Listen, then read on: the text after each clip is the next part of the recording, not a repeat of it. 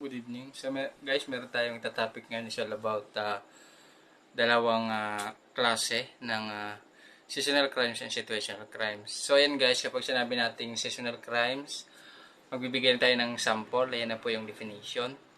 Yung seasonal crimes naman natin guys na tinatawag, halimbawa yung violation of election code. Sabi ng COMELEC, bawal ang vote buying.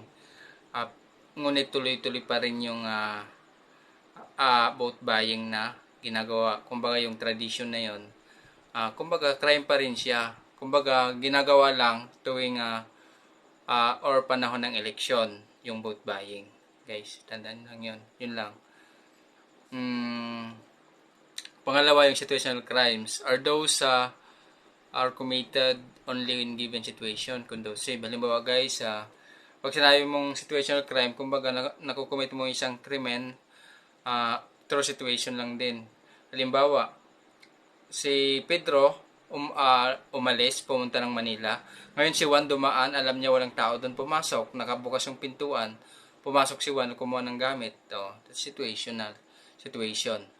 Pangalawang example naman natin guys, halimbawa na aksidente yung anak ni Juan, ngayon wala siyang pambayad. Ngayon ang magiging magtulak sa kanya para magkaroon ng pambayad ay magnakaw, magrarab sa bangko.